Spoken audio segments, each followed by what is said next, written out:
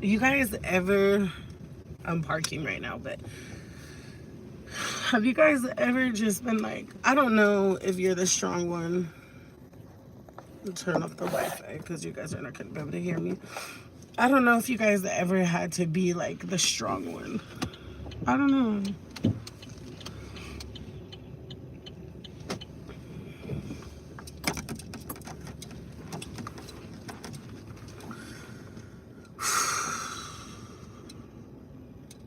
You know, losing my dad in like a very tragic way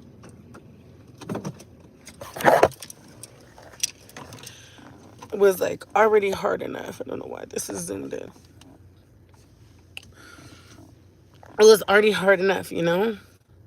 And my brother, turn off my car. My brother being in a whole nother city and I can't find him. It's scary. Like, it's so hard for me to sleep ever since I found out that he's not in Fresno and he's all the way in Bakersfield. It's like I'm constantly, when my phone rings, is this the call saying my brother is shot? Somebody ran him over. I am like so petrified that I'm gonna get this call and they're gonna tell me that something happened to my brother. And my dad's dead because he just got killed 2 months ago. My mom is on drugs. She can't drive. My grandma's recovering in the hospital from kidney surgery. I have to drive to wherever my brother's at. It's constantly playing in my mind because I don't want to have to go through that. I am so tired of tragedy. I am so tired of losing my family. Being the strong one, being the one with her head on her shoulders correctly is hard in a family of mental illness, in a family of addiction. It is so hard. It is. It's hard. And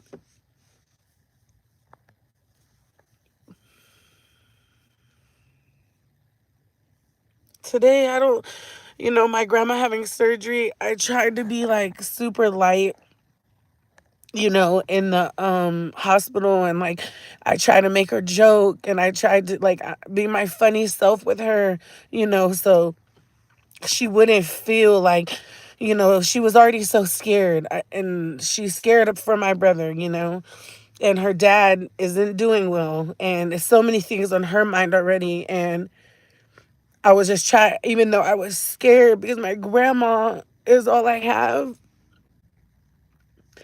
And, you know, you hope for the best, but I've learned to hope for the best, but also prepare for the worst because you never know.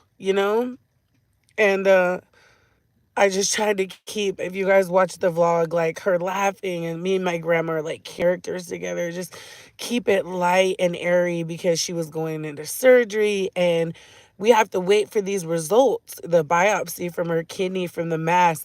We don't know if she has cancer. We don't know. So that's overwhelming.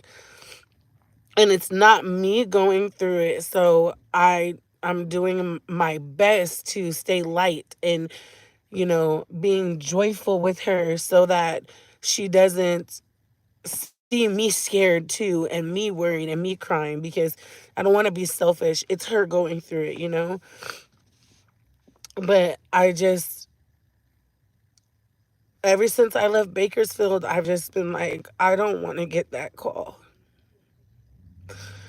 And then I got to drive, just thinking about having that call and then driving. It's not like he's here in Fresno and I can get to him. I can get to the scene. Like when you've lost your family to two, they're not hit and runs because the people have stayed on the scene. My older sister, Lulu, and my dad were killed the same exact way,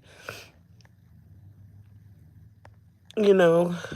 Um, sorry. the same exact way.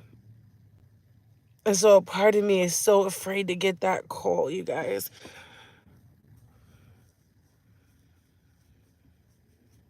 So today was hard for me. It was. And then on top of, hold on, you guys, hold on. Everybody's calling and texting at the same time.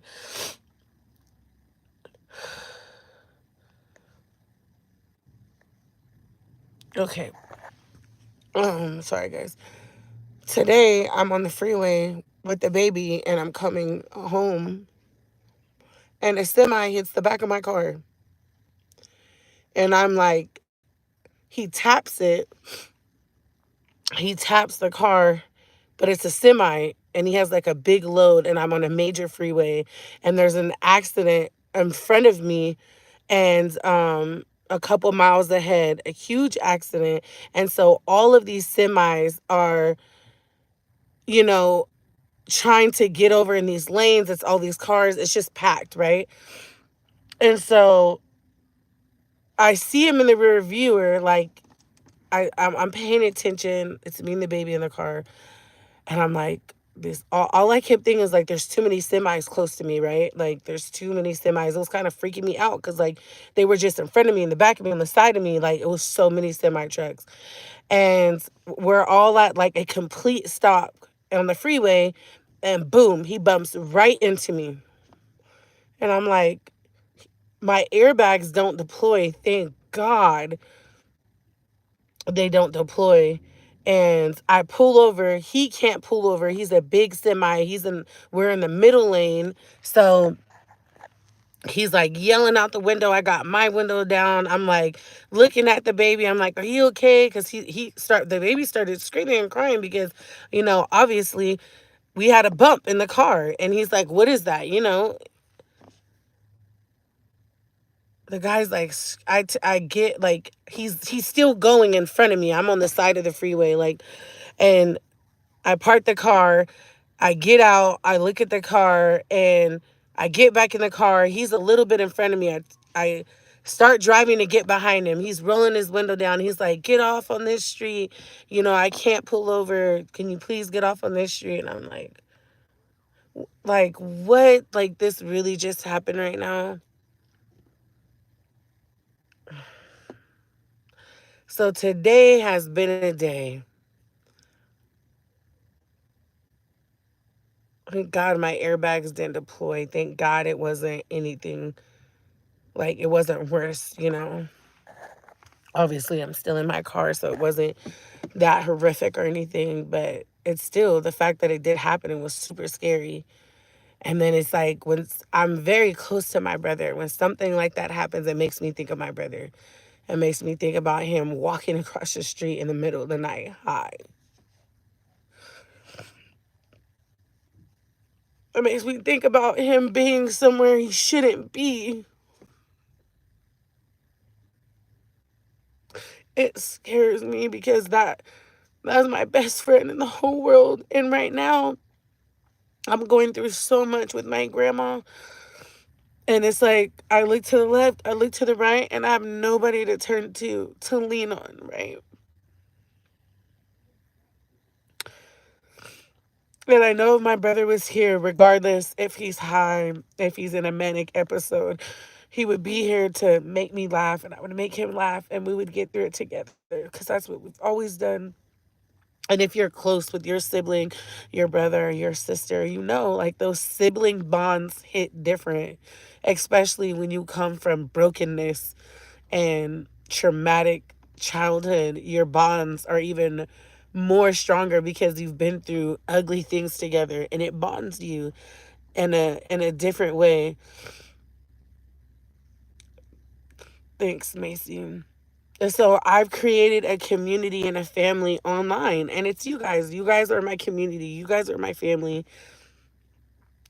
People say all the time, in real life, not on the internet, but oh, we're here for you. We got you. And then, I get it. Everybody has a life. And a lot of people don't understand me not giving up on my brother because they don't have a family member suffering from addiction. They don't have a family member suffering from mental illness that's untreated. So they can't get it. And not everybody is empathetic to it. They're just not. And I get it. It's not your life. It's not your circumstance. It's not your situation.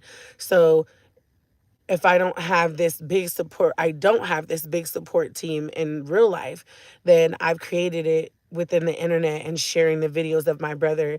And there's thousands of people that are a part of my TikTok family. And you guys have came over here that, you know, are going through it with their mom, their dad, their brother, their sister, their cousin, their uncle, their aunt.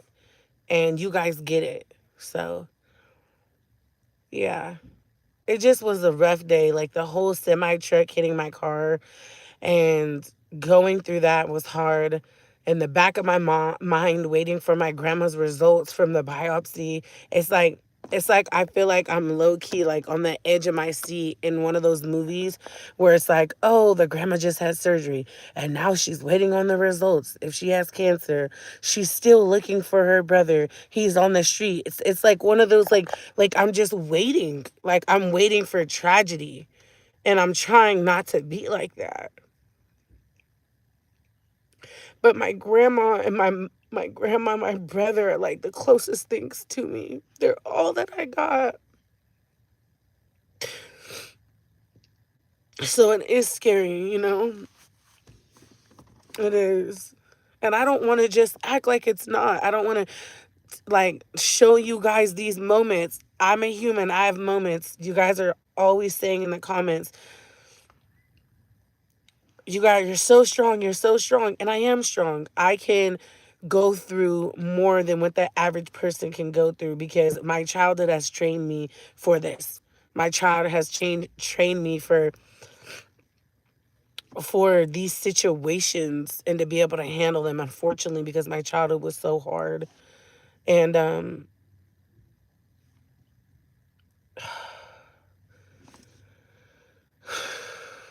it just sucks because like all this is on my mind and I get it. The whole world is going through it. The whole world has problems. We all have issues. I get it. Nobody's problems are bigger than, you know, somebody else's. We're all fighting our own silent battles. I understand. I'm just sharing mine publicly. That's really the only difference. I'm being vulnerable with mine publicly. That is the only difference. And we all go through something, you know? And a lot of the times we don't know when people are facing anything because a lot of people like go through their things alone. And usually that's me. But I want to be transparent on my platform. I want to be transparent with you guys because it's a lot going on. And yes, I am strong because that's who I am at core. But at the same time, it's like, take a breather, Keisha, because I still have to be an employee. I still have to be a full-time single mom, you know? And that comes with a lot. So I have my moments where I'm like, whew. And yes, it does help to vent. Thank you. It does. And this is me venting. This is me having my space with my community that I've built to support myself and my brother on this journey of life, you know? So I just was in the car right now. I'm in front of Target. I have to go in here and grab some things really quick. And I just had a moment and I was like, well, let me come talk to my family. Don't feel bad about how you feel. Someone needs to hear your testimony. Thanks. I appreciate that. So, you know, we'll all go through it. And I know that it just, it sucks, you know. Prayers up. Thank you. It sucks. Because I was telling my friend earlier, I was like, I told him, I was like, if something happens to my brother, like, admit me immediately. And he was like, what? And I was like, if something happens to my brother, admit me immediately because it's going to be very, very hard for me. And I'm not trying to think that or put it out in the universe, but I hope for the best, but I have to prepare for the worst because my brother is so far away from me. And he's in a place where nobody knows him. Nobody has love lost for him. And so I'm grateful for my internet family. So when you guys do see him, you guys reach out to me, you send me inboxes, and now my family has spread it even further to Bakersfield and LA and San Jose. And there's no telling where, my brother might end up. He always would hang out at the train station, but I never ever thought that he would actually get on the train. And I don't want this to be like one of those moments in my life where I never see my brother again. So that's what's on my mind. And it's Christmas time, and he's out here, and he feels a lot of ways because if you're here from TikTok, like I told you guys, my brother shared something with me that I'll say this because I told you that I can't tell my brother's story or his truth. My brother revealed to me something from our childhood on Halloween of 2023.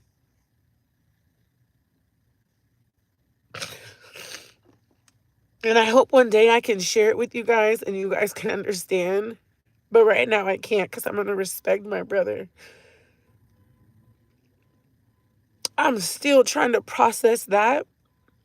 And if you've ever went through something in your childhood and you ever held on to it your entire life and then you release it, you let it go, you tell the person that's been asking you what happened and you release it. If you've ever been in that position, then you know how it feels after.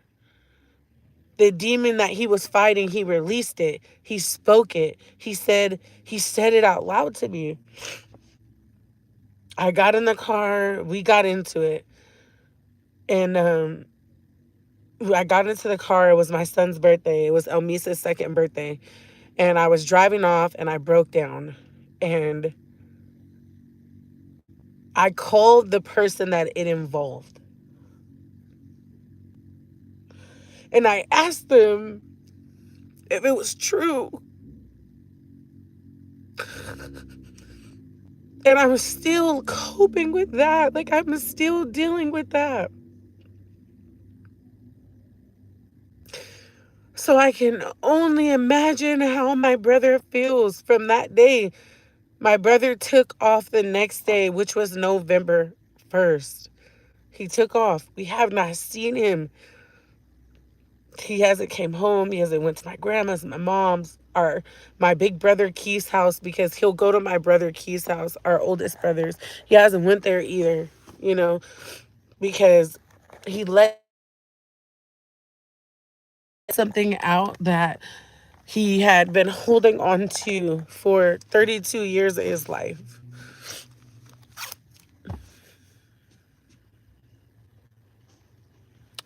So that's bothering me too.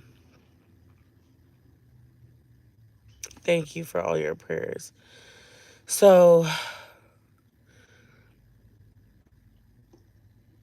yeah. And then I asked myself today, like, is all of this worth it? Coming on the internet? Like, I don't know any other way to raise money to get my brother help, but I know he needs help. He needs help from things that he's experienced as a child. He needs help. My brother has been in prison. It's like I see, like, you go to prison because you hurt somebody or you do something wrong. The first time my brother ever went to prison was a guilty because he was at the wrong place in the wrong time. And with the wrong group of friends in Sacramento. And they made it when you're in a gang and that's your family and you're loyal to them. There's a code. And my brother was young and dumb and he stuck by this code.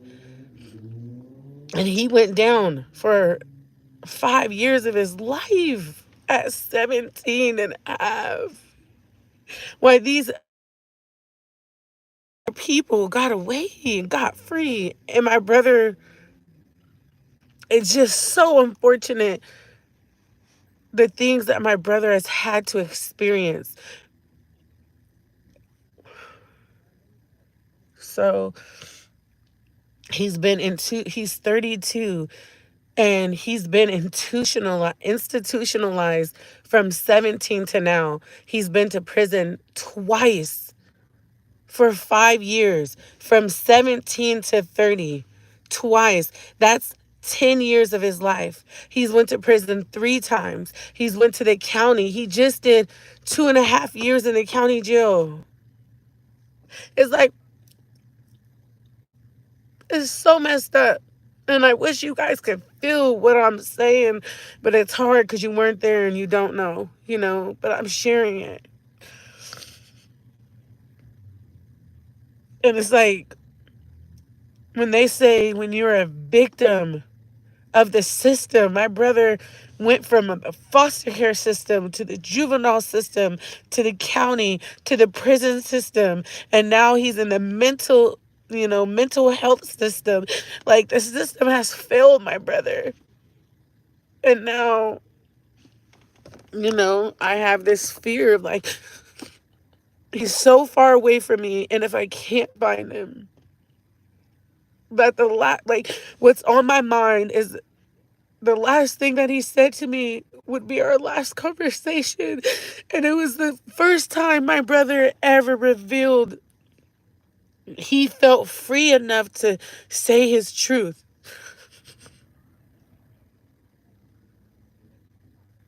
So, and if some of you are getting that and you're reading between the lines, some of you will if you watch this back, or you're on the live now, and some of you won't, you know. But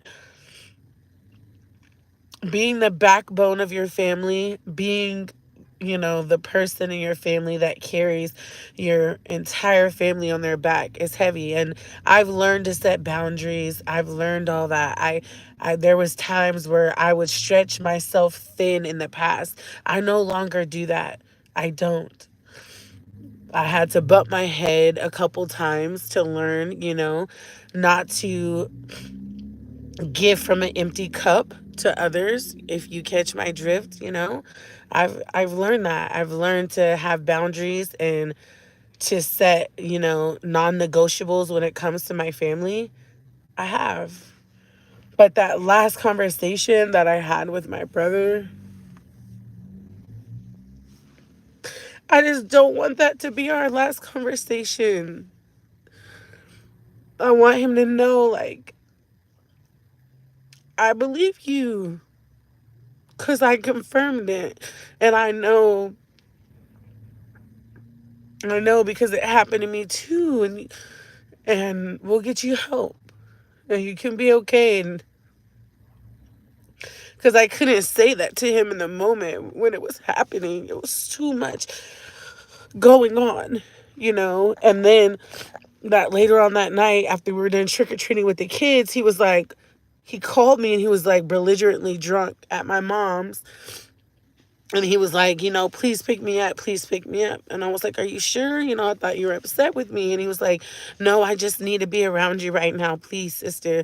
And I picked him up. And if you follow us on TikTok, you'll see, those were the last videos that I recently posted that I had of him.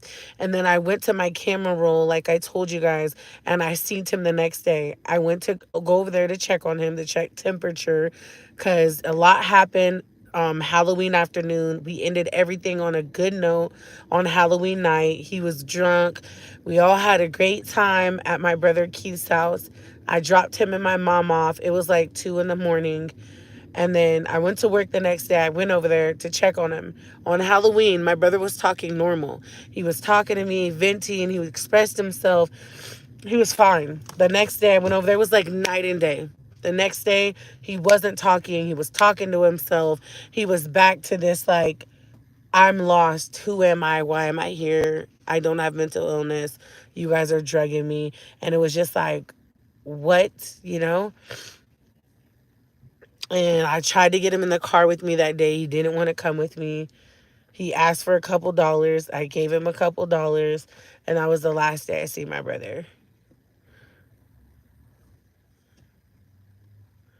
And it's so crazy because at the end of the day, he is a grown man, but he's ill. he's not in his right mind. He's not. So I know I have to give it to God. I have to lay it at his feet. And I have to trust and know that God got my brother. He's watching over him and everything will be okay. And that when I go to look for him, that I will find him, or he'll show back up in Fresno. My brother knows my number.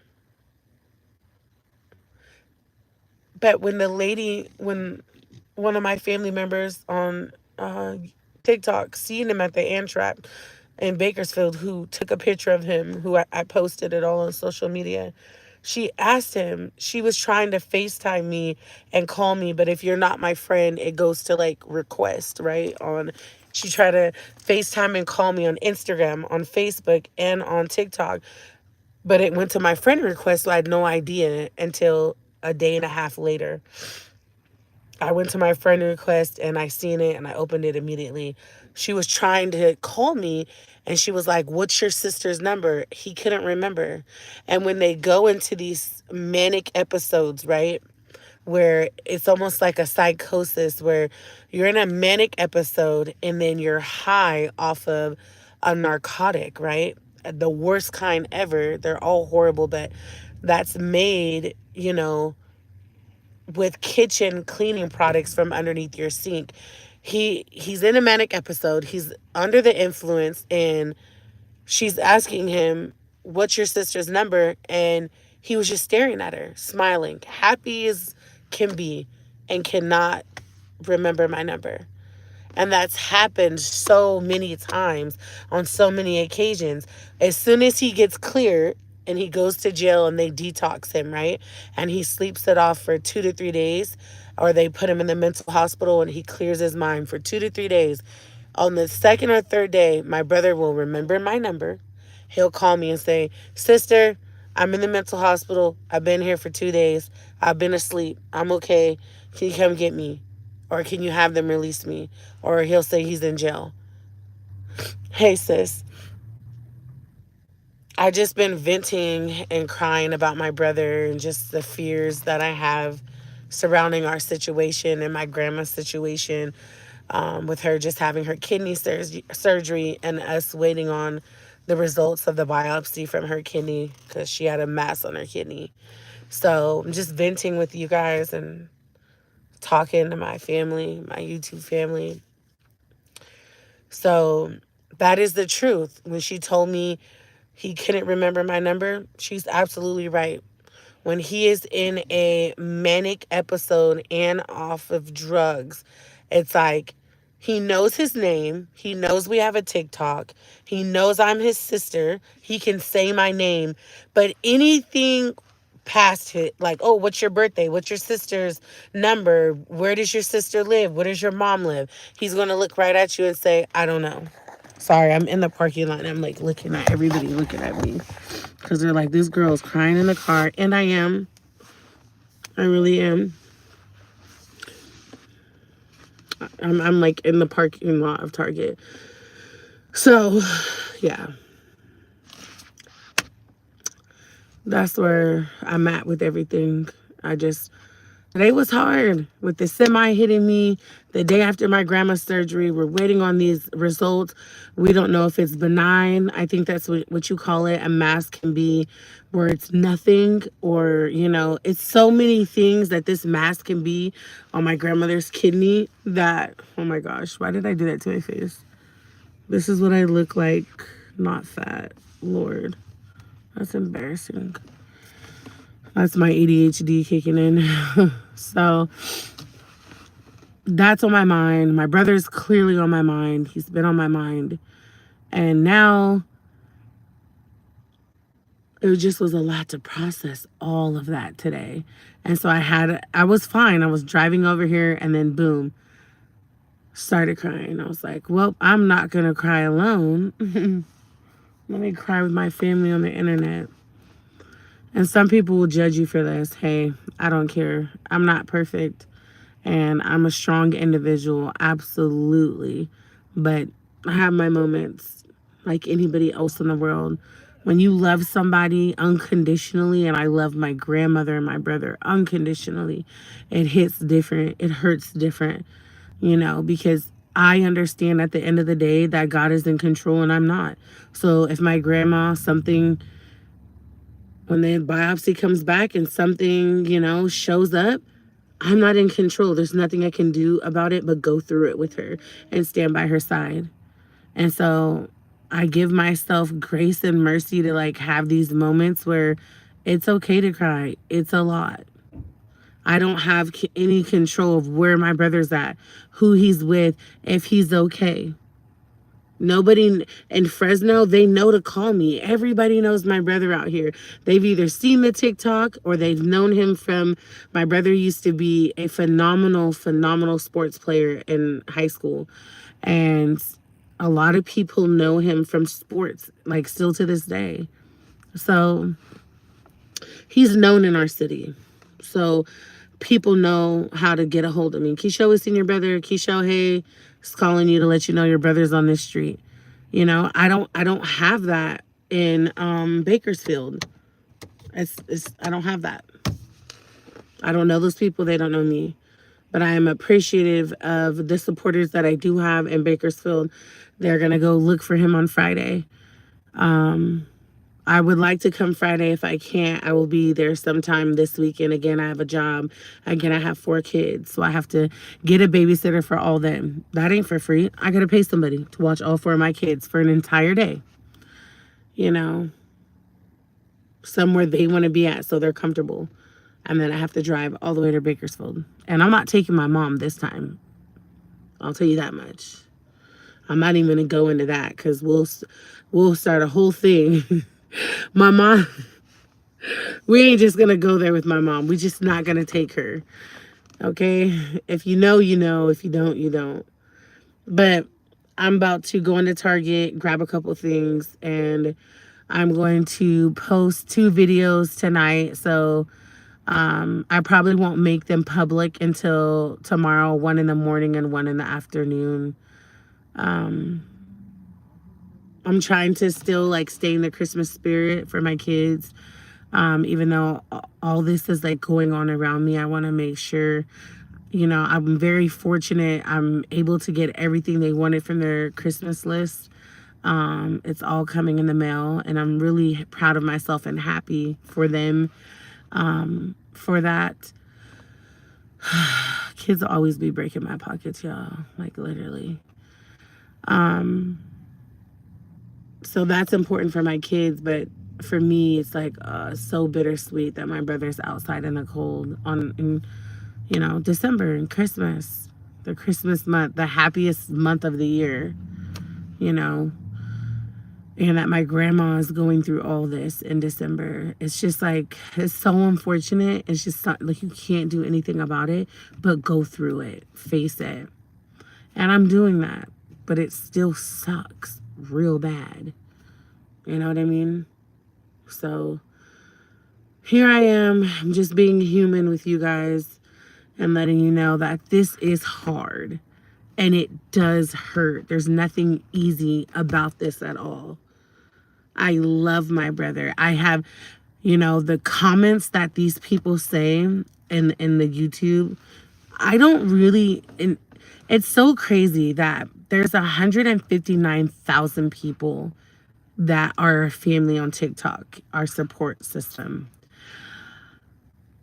I get about maybe 10%, not I'm going to say 10%, 5% of negativity. 5. YouTube, woo, it is totally different. And I think that's why in the past I didn't try to merge YouTube and TikTok together. This one lady, the audacity of her to comment and say, like, I'm doing all this for a thrill, making this all public. It's been public. Why would I do this for a thrill? Do I have hundreds of thousands of views? What are you talking about? Like, I think people just talk out the side of their mouth and they really don't even know what they're saying. They're really just saying how they feel because their life is so fucked up. Their life is just, so they come on the internet and try to harass or make other people feel bad about their life. It's truly sad. You know, misery loves company. They love it. And nothing about this is thrilling. Nothing about this is exciting. This sucks. This is sad. This is so unfortunate. Like, it just blew my mind when I read that comment. You know what I mean? It really did. Like, who raised y'all? You know what I mean? Not y'all, but the negative people. Like, who? So, especially when I'm here just to get help. I literally went on live and asked my TikTok family to come to YouTube, to subscribe to my YouTube channel, to watch my videos, so that all of the money that I get from YouTube, I could save up and use to put my brother in recovery for his mental illness, to address his mental illness and his addiction. That's literally it. And you think that that's thrilling? You think that that's like, it's just crazy. The things that people say. So anywho, I'm literally doing this to help my brother. The reason why I put my brother on my TikTok was to help him. First, my brother just was like, put me on TikTok with his little dance moves. And that's how it started. And then he was like, ooh, we should share our life on there. I was like, I already do that on YouTube. He was like, but it's like shorter videos. Like all this was talked about, you know? My brother was like, maybe I can get famous with my dancing. I was like, you could. You're pretty good at it, you know? And then it just turned quickly. And you can never prepare for things to turn out like this. You think, oh, my brother's, you know, getting out of prison. This was, you know, I don't know how many years now, 3.5 years ago, almost 4. Oh, he's, you know, he's been sober all of these years on his medication. This is going to be great. And then it turns out to be a hot mess. Nobody can prepare you for that. Nothing prepares you for that. You literally are figuring it out as you go, and you're literally going with the flow, doing the best that you can. So if you have a family member that suffers from addiction, if you have a family member that suffers from mental illness, you're doing great. If nobody has told you that the support that you, let me bring you closer. If nobody has told you that the support that you give them, how you show up for them, how you love them unconditionally, even when they steal your stuff, even if they, whatever they do to you, because people that suffer from mental illness, they tend to hurt the people that love them the most. I'm saying sorry for them. I'm sorry that they did that. And I'm telling you that you're amazing, because I know a lot of you came from TikTok and you've told me that your family is suffering in the same way as my brother. You're doing great. Even if you're just doing a little bit, even if you've had to set up all these walls and all these boundaries because they're not in a good place, the little bit that you do, you're amazing. You're doing great. And I'm proud of you. I'm proud of you for sticking by your family. Because a lot of people tell me all the time, just walk away, leave them alone. You just need to move on with your life. They're choosing their choices. I get it. Addiction is a choice. Mental illness isn't. It's a disease. So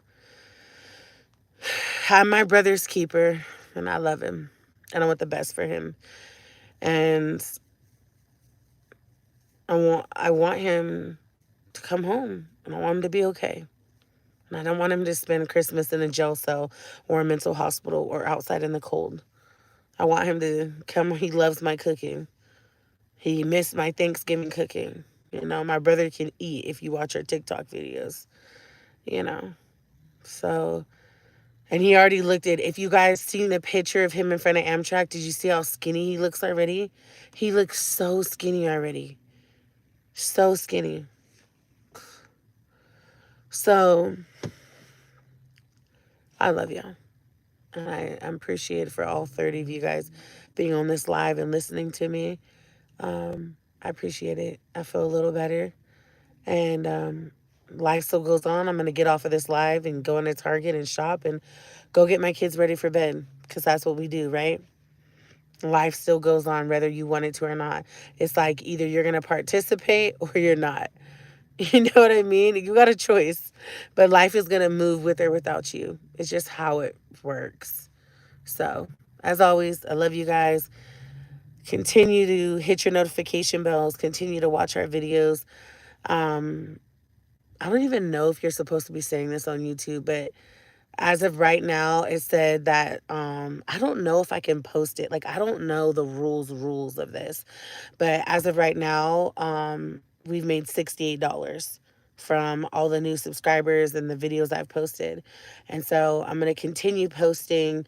I'm going to continue going live, continue sharing our journey. I have in the new year, I paying a videographer to record me and my kids and make us a dope intro. Hopefully, my brother is back. In the name of Jesus, he will be. And he'll be in the new intro, and so will my grandma. And it's keeping up with the Kennedys. It's a family affair, you know? And I have some dope things that I'm going to share with you guys in January. Some of you are going to be shooketh. What? Wow. Oh my gosh. And I'm going to share everybody's story in it. And I'm going to interview my family members because they're involved in it. And it's going to be deep and heavy. And we're going to uncover some family secrets and hopefully inspire others to do the same within their family. Because when you uncover these secrets, you have healing. If you keep it a secret, you'll never heal. And so I'm choosing to share this new journey that I'm about to embark on. And my family's going to come along with me and share their part. So I got some stuff tucked away for you guys. So stay subscribed. I am going to be posting the first video for this is before anybody can see it. I have to do something for my members. I believe I have about 10 members, and I want to do something just for them, staying members of my channel. Shout out to the 10 people that are members. I want to drop that video for them. Ooh, my ear's ringing. So we have some good things coming. I have an announcement. I'm not sure when I'm going to make this announcement. I gave you guys a hint in not this video I just posted of my grandma, not that vlog, but the other vlog. So if you go to that video and watch it, you'll see what I'm talking about. But I did drop a hint to my big announcement. So we're going to keep it rolling, and I'm going to drop merch for my brother, t-shirts, and I'm going to continue writing our book. It's okay not to be okay. Everybody always needs somebody that never gives up on them. That's kind of, I'm going to try to entangle those for the name of me and my brother's book. It's all surrounding our childhood and mental illness and drug addiction, and us sharing our story in a book. So it's going to be pretty dope. And I'm expecting for big things in 2024. So I love y'all. And I will see you guys in the next vlog. Hit the notification bell so you never miss an uploader when I go live. And thank you guys for listening and sticking around with me. I'll see you guys in the next video.